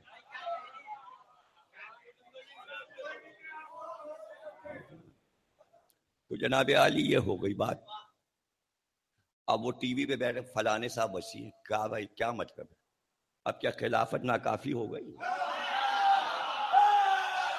ایک عہدہ ہے، رہنے دو. اب کتنے بڑھاؤ گے بھائی؟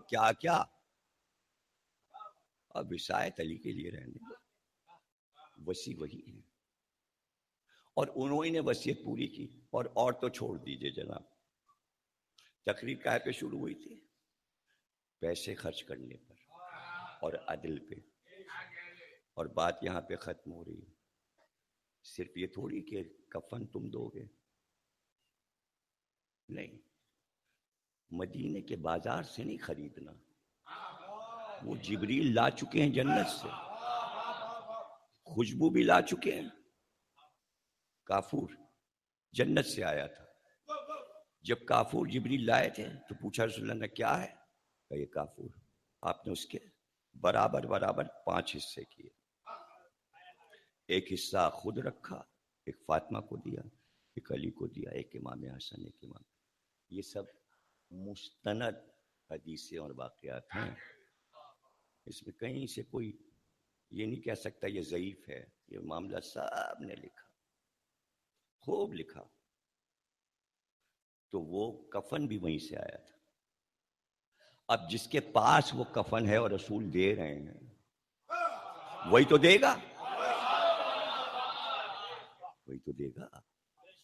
اب اگر کہیں کوئی کہتا پھرے وصی، ابھی دکھاؤ. رسول اللہ نے بلا کے کہا کفن رکھ لو، میرے بعد دے دینا.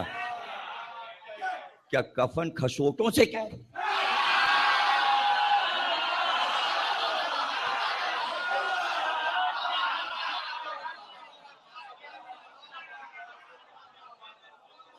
کہ میرا کفن رکھ لو. اچھا صاحب، یہ تو ہو گیا کہ قبر تم بنانا، غسل تم دینا، سب لکھا ہے. اس سے تو انکار ہو نہیں. کوئی آج دعویٰ کر دے ٹیلی ویژن پہ بیٹھ کے کہ فلانے صاحب نے رسول کو غسل دیا، کہہ سکتا ہے؟ جب لکھا ہی نہیں تو کیسے کہے؟ نقلی کیسے بنا لے گا؟ لوگ پوچھیں گے نہیں کہاں کس کتاب میں لکھا، بتا. تو سارے مسلمان کہ اچھا حضرت علی سے کہا تھا نا کہ غسل تم دینا، تو اب اس کی اہمیت کو تھوڑا سا، چلو یہ تو کر نہیں سکتے کہ کسی اور نے غسل دیا، تو علی کی اس اہمیت کو گھٹا دیں. اچھا چلو گھٹا دو، اس سے کیا فرق پڑتا ہے؟ تو لکھ دیا آگے. وہ پھر عباس بن عبد المطلب نے کہا کچھ حصہ ہمارا بھی تو ہو، ہماری اولاد کا بھی تو ہو.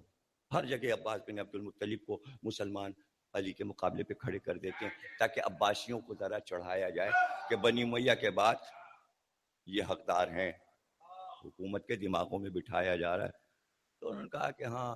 وہ پھر جب علی گئے اندر اور حجرے میں غسل دینے لگے تو دروازہ کھٹکھٹا کے عباس کی اولاد نے کہا یا علی ہمیں بھی اس شرف میں شامل کر لیجئے. اب عبداللہ ابن عباس نے کہا، قسم بن عباس نے کہا، دونوں بیٹوں نے کہا یا علی ہمیں بھی شامل کر لیجئے. تو پھر علی نے دروازہ کھول کے باہر یہ کہا سنو رسول اللہ نے یہ بھی کہا, تم تو یہ سمجھو غسل ہو رہا ہے, رسول اللہ نے یہ بھی کہا ہے کہ تمہارے علاوہ کوئی غسل نہ دے, اور اگر علی کسی کو اذن دے دے تو اگر اس نے میرے جسم پہ نگاہ ڈالی تو اندھا ہو جائے گا, آنا ہے تو آؤ.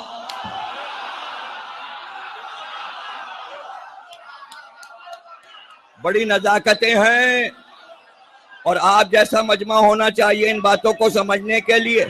عبداللہ ابن عباس نے کہا بلا لیجئے اس شرف میں, آنکھ پہ پٹی باندھ کر آؤ, اور تمہیں اجازت ہے پانی تم ڈالو نہلاؤں میں. یہ پوری روایت اہل سنت نے لکھ دی. ٹھیک ہے لکھ دی,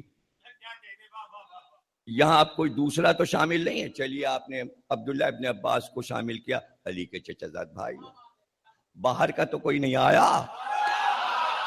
پھر سن لو, جب مرنے والے کا قریبی رشتہ دار ہوتا ہے تو محلے والے غسل نہیں دیتے.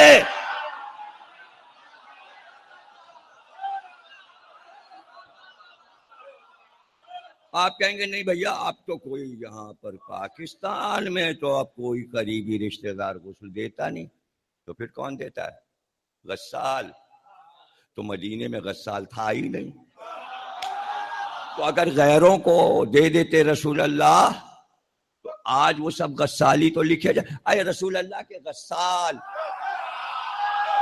یہ کس کی اولاد ہے؟ رسول اللہ کے غسال.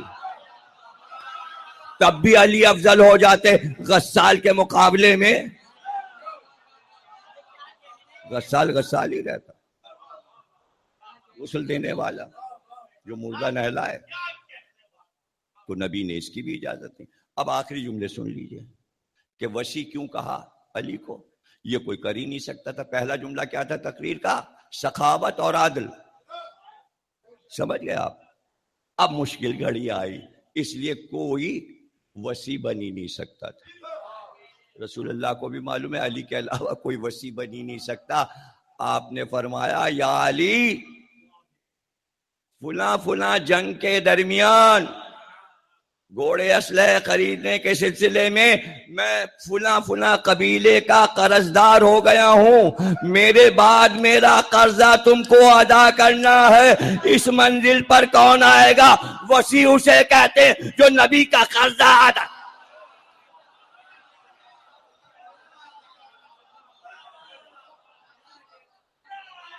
جو نبی کا قرضہ. اور سب نے لکھا کہ علی نے قبیلے والوں کو بلایا اور کہا تمہاری اتنی اتنی رقم ہے جو رسول اللہ نے تم سے قرض دی. علی یہ سب کے سامنے ادا کرتا ہے. اب رسول تمہارا قرض دار نہیں, اب رسول تمہارا قرض دار نہیں, علی نے رسول کا قرضہ ادا کر دیا. تو اب مجھے تو کہنے دیجئے کہ رسول کسی کا قرض دار نہیں ہوتا, لیکن جس نے قرضہ ادا کیا.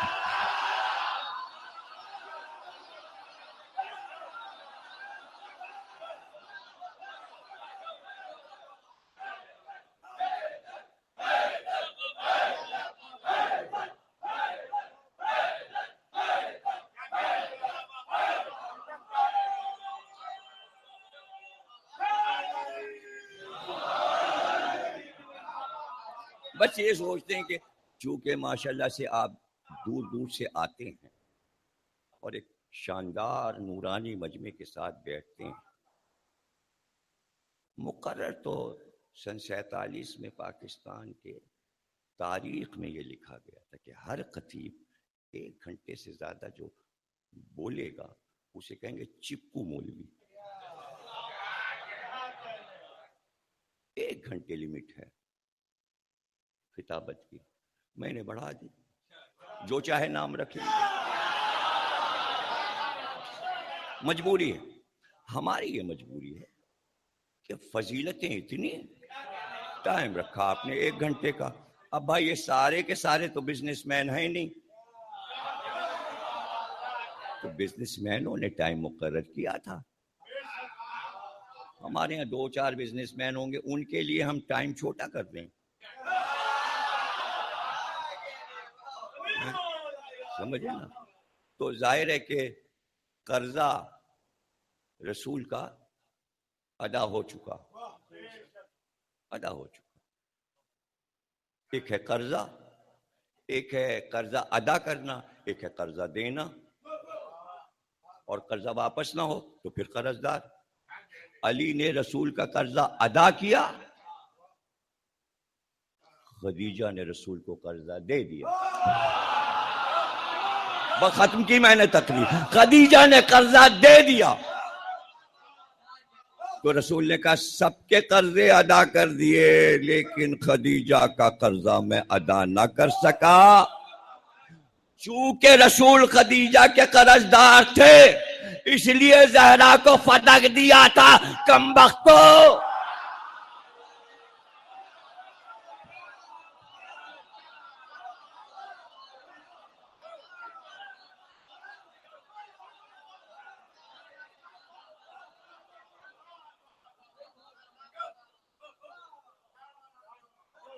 اب جملہ تو میرا ہی ہے نا، روایت تو میں نے پڑھ دی، جملہ میرا لے لیجئے کہ امت نے رسول کا قرضہ ادا ہوتے ہوئے خدیجہ کا قرض دار قیامت تک رکھا فدا چھین کے.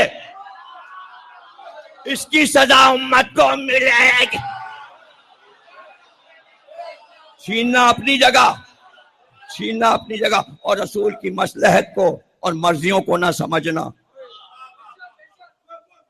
تو یہ کہہ کے دے دیا بیٹی کو تیری ماں کا میں قرض دار ہوں، اور یہ شادی کے وقت مہر بھی میری طرف سے خدیجہ نہیں ادا کیا تھا. میں نے تو مہر بھی نہیں دیا، حالانکہ ابو طالب نے 70 اونٹ کاٹ کر اور دے کر رقم جو طے ہوئی تھی خدیجہ کو دے دی تھی. اور یہ کہا تھا ابو طالب نے ہم بنی ہاشم لڑکیوں سے مہر نہیں لیا کرتے، لیکن جو حق کے مہر تھا جو رسول چاہتے تھے دینا علاوہ مقرر کے اور پھر قرضہ، جو بھی سمجھیے بیٹی کو دے دیا. لوگ سمجھے ہی نہیں، بس اس کو مال سمجھے،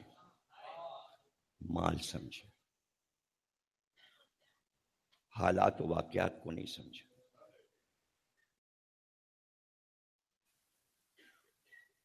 تو آپ دیکھ لیجئے کہ کہیں نہیں ملے گا آپ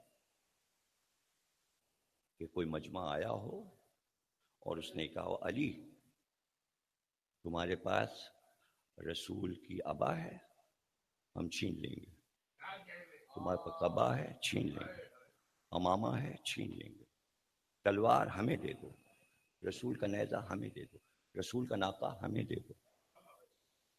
یہ انہیں چاہیے نہیں، یہ ان کے کام ہی کی نہیں. ایک تلوار اس کے کام آتی ہے جو شجاع ہوتا ہے، نیزہ اسے چاہیے ہوتا ہے. اور ہے کیا رسول کا لباس، یہ آپ نے بتا دیا تھا کہ معصوم کا لباس صرف معصوم پہن سکتا ہے، غیر معصوم نہیں پہن سکتا. صرف اٹھا کے لشکر یزید کے ایک سپاہی نے حسین کا امامہ لوٹ کر اپنے سر پہ رکھ دیا تھا، گھر آتے آتے پاگل ہو گیا اور اس کے بعد سفید بیماری میں مر گیا. صرف رکھ لیا تھا تھوڑی دیر کے لیے، لوٹ کے خوشی میں سر پہ رکھ لیا تو بیماریوں میں مبتلا ہو گیا اور مر گیا. تو معصوم کا لباس غیر معصوم پہنے تو راس نہیں آتا، یہ سب کو معلوم. یہ نہ امامہ مانگا نہ ابا مانگی، کچھ نہیں مانگا. انہیں نہیں چاہیے تھا، وہ جانتے تھے یہ ہمارے کام نہیں آئے گا. فدق لے لیا. میں پوری تقریر میں آپ کو لایا دونوں ہستیوں کے فضائل ساتھ، اس پہ غور کیا. شروع سے مولا علی جناب سید، مولا علی جناب سید. تو کسی نے یہ نہیں کہا کہ ناقہ دے دیجیے، اور ناقے کی جو فضیلتیں مسلمانوں نے لکھی ہیں کہیں گے تو میں پڑھ دوں گا کسی تقریر میں، تو لوگ کہیں گے اونٹ پہ بھی تقریر کر دیتے ہیں، حالانکہ کر چکا ہوں حیوانات اور انسان و حیوان میں تقریر اونٹ پر ایک یا دو ہیں تقریریں کر چکا ہوں، لیکن اس وقت سن لیجیے، ناقہ کسی نے نہیں مانگا، اس لیے کہ اس کی فضیلتیں لکھی ہیں سب نے لکھی ہیں کہ اس کا نام کیا تھا، ناقہ رسول سے محبت کیسی کرتا تھا، اشاروں پہ فوراً بیٹھ کیسے جاتا تھا، رسول کا انتظار کیسے کرتا تھا کہ کب برآمد ہوں گے اور میری پیٹھ پہ سوار ہوں گے. ساری فضیلتیں اس کی لکھی ہیں. اپنی فضیلتوں کے ساتھ رسول اللہ کا ناقہ کہتے ہیں اونٹنی کو، عربی میں ناقہ کہتے ہیں اونٹنی کو، تو اونٹنی تھی. آج اس سزا کو منا رہے ہیں، کل شب شہادت ہے، قیامت کی رات ہے. ظاہر ہے کہ رسول اللہ نے جنت میں خاک اڑائی ہے. شب عاشور سمجھ کر آئیے گا مجلس میں،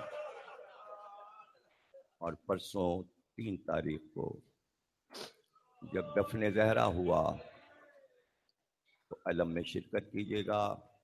ذل رضا سے نوحہ اپنے سیدہ کا سنیے گا. یہ عزا خوش نصیبوں کو ملتی ہے، محرم میں تو پوری دنیا نکل پڑتی ہے. حسین کا غم منانے پوری دنیا نکل پڑتی ہے. یہ ایسی مظلومہ ہے کہ یہ غم اسی کو نصیب ہوتا ہے جو معرفت والا ہے. اس لیے میری گزارش ہے کہ آپ صدق دل سے شریک ہوں، اور جوانوں سے خاص طور سے گزارش ہے میری کہ جو ہمارے بچے ہیں اللہ ان کو نظر بد سے بچائے. ان تمام بچوں کی جو جوان اور بچے ہیں اللہ ان کی عمریں اتنی دراز کرے کہ عمر خضر اور عمر نوح ملے. یہ بے انتہا شاندار ماتم کرتے ہیں، محرم میں بھی بہت شاندار ماتم کرتے ہیں بغیر تھکے ہوئے، اور ان مجلسوں میں بھی عرصے سے بچے سب جوان ماتم کرتے ہیں، پرسہ دیتے ہیں رسول اللہ کو، جناب خدیجہ کو، مولا علی کو، جناب سیدہ کا، ماں کا پرسہ حسن اور حسین کو. تو نوحہ بھی سنیں اور جلدی بھی آئیں، سوزخانی بھی سنیں تاکہ اس ثواب میں بھی شریک ہوں. سوزخانی بھی مسرور صاحب بے انتہا اچھا مرثیہ جناب سیدہ کا روزانہ پڑھ رہے ہیں، وہ بھی سنیں. میر انیس مرزا دبیر کے مرثیے اور نوحے بھی سنیں اور ماتم میں شریک ہو کر پورا پرسہ کریں. 2 دن کی بات یہ ہم تو خیر چلیے قائم رضا نے عرصہ دراز سے یہ سلسلہ کیا ہوا ہے کہ جب علم جس دن اٹھتا ہے تو اندھیرا کر دیتے ہیں اور سر پہ خاک ڈالی جاتی ہے. یہ تو یہاں شب عاشور بھی اسی طرح ہے. لیکن اگر آپ کبھی لاہور میں بی بی پاک دامنہ میں یہ مجلسیں کریں جناب سیدہ کی، اگر آپ کو اتفاق ہو تو وہاں جو پرچے بٹتے ہیں اس میں یہ لکھا جاتا ہے کالے لباس میں آئیے گا.